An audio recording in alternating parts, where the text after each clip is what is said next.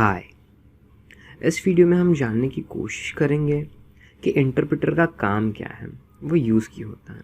पर उसके पहले अगर आपने मेरा पुराना वीडियो नहीं देखा जो मैंने कंपाइलर के ऊपर बनाया है, तो उसका लिंक मैंने कार्ड्स में और डिस्क्रिप्शन में छोड़ दिया है। आप वहाँ पर से जाकर उस वीडियो को देख सकते हैं। तो आज का ये वीडियो पूरा फोकस रहेगा इंटरप्रेटर पर कि इसको यूज़ क्यों किया जाता है, इसका क्या यूज़ है। अभी इसको समझने के लिए जो नई लैंग्वेजेस आई हैं, मतलब हाई लेवल लैंग्वेजेस आई हैं जो ज़्यादा एडवांस हैं, उप्स कॉन्सेप्ट पर जो काम करती है, जैसे कि जावा हो गया, सी शार्प हो गया। तो ये क्या करते हैं कि अपने आप को ये प्लेटफॉर्म इंडिपेंडेंट बनाने के लिए इंटरप्रेटर्स का यूज़ करते हैं। अब इंटरप्रेटर में भी दो तरीके के आउटपुट निकलते हैं। एक जो platform independent language, intra platform language generate करता है, और दूसरा जो बाइनरी कोड को जनरेट करता है।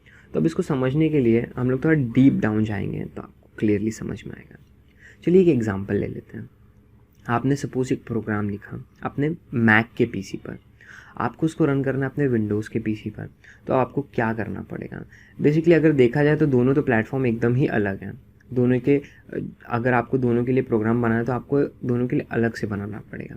लेकिन क्योंकि आप एक ऐसी लैंग्वेज पे लिख रहे हैं जो इंटरप्रेटर सपोर्ट करता है, ठीक है, यानी कि क्या कि आप जो भी लैंग्वेज लिखेंगे वो उसको इंटरप्रेट कर सकता है, उसको समझ सकता है, ठीक है। तो दोनों प्लेटफॉर्म के पास उनका खुद का इंटरप्रेटर है। हम लोग जावा को कंसीडर कर रहे हैं।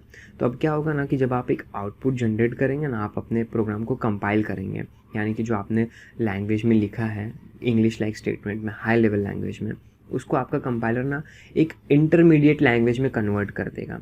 मतलब एक ऐसी लैंग्वेज जो दोनों भी प्लेटफॉर्म के इंटरप्रेटर्स को समझ में आ सकें। अब क्या होगा कि वो जो आपका कोड जनरेट हुआ, जिसको आप जावा के उसमें बाइट कोड भी कह सकते हैं और अलग अलग लैंग्वेज में अलग अलग भी कह सकते हैं।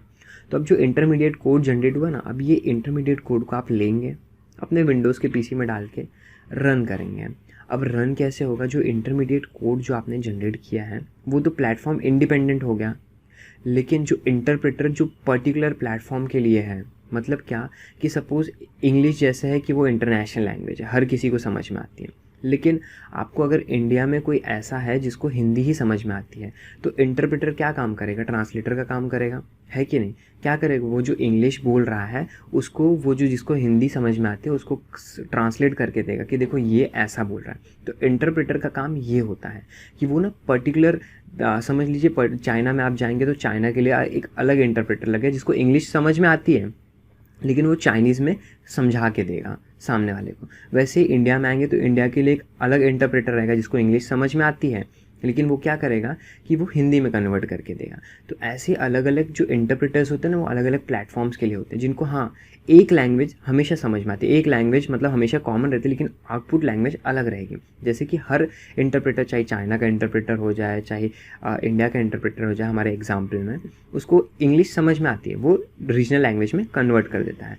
वैसे इंटरप्रेटर काम करता है।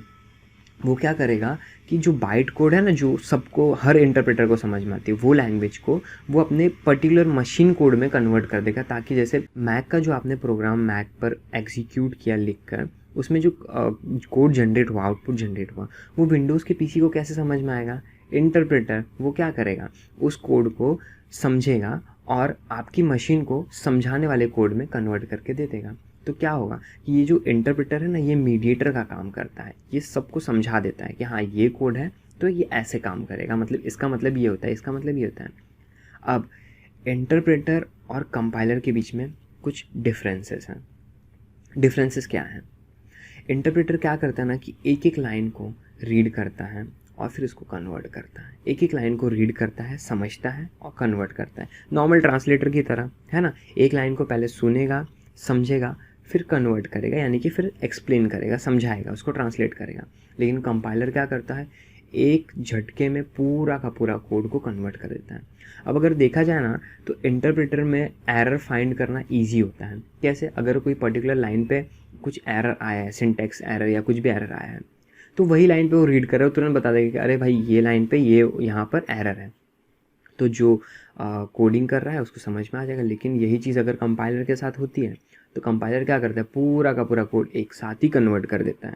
अब एक साथ कन्वर्ट कर दिया तो कन्फ्यूजन हो गई। अब इसमें परेशान कौन हो गया? जो कोड लिख रहा है वो परेशान होगा कि भाई एरर आई तो आई किधर पे। तो ये एक डिफरेंस है कंपाइलर में और इंटरप्रेटर में, कि कंपाइलर एक साथ ही पूरा कन्वर्ट कर देता है और इंटरप्रेटर एक एक लाइन पढ़ के कन्वर्ट करता है। ये एडवांटेज कहाँ पे आ गया, किसके ऊपर आ गया? इंटरप्रेटर के पास। लेकिन इसी के साथ एक डिसएडवांटेज भी आ जाता है। एक एक लाइन पढ़ोगे भाई तो फिर तुम धीरे से कन्वर्ट करोगे ना, तुम्हारा टाइम ज़्यादा लगेगा, है कि नहीं? तो इंटरप्रेटर टाइम ज़्यादा लेता है प्रोग्राम को एग्जीक्यूट करने में, जबकि कंपाइलर एक झटके में कन्वर्ट कर दिया और एक झटके में तुरंत एग्जीक्यूट कर दिया। तो ये इसमें डिफरेंस आती है स्पीड की, टाइम की। तो इसमें क्या एडवांटेज किसके पास आ गया? कंपाइलर के पास में। तो इसके लिए ना आजकल की जो एडवांस लैंग्वेजेस है ना, वो खुद को प्लेटफॉर्म इंडिपेंडेंट बनाने के लिए क्या यूज़ करती हैं? दोनों को यूज़ करते हैं, हाइब्रिड स्ट्रक्चर बोलते हैं इसको, जिसमें कंपाइलर और इंटरप्रेटर दोनों ही यूज़ होता है। अब क्या आपको एग्जांपल तो मैंने समझा दिया कि चाइना का इंटरप्रेटर अलग है, चाइनीज़ जो इंग्लिश समझता है और चाइनीज़ में ट्रांसलेट करता है, और इंडिया का अलग है जो इंग्लिश समझता है और हिंदी में ट्रांसलेट करता है। तो इसी तरह से कंपाइलर और इंटरप्रेटर के दोनों के अलग अलग यूज़ केसेस हैं और दोनों अलग अलग जगह यूज़ होते हैं।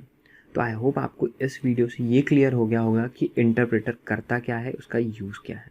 अगर आपको ये वीडियो पसंद आया ना तो प्लीज़ इस वीडियो को लाइक ज़रूर करना और सब्सक्राइब किए बिना ये चैनल से जाना मत, अगर आपको इस वीडियो में थोड़ी भी वैल्यू दिखी हो तो। कमेंट सेक्शन में आप बता सकते हैं कि आपको कुछ डाउट है या फिर आपके पास कुछ सजेशन या टॉपिक्स हैं। अब मैं आपसे अगले वीडियो में मिलूँगा, तब तक के लिए बाय बाय।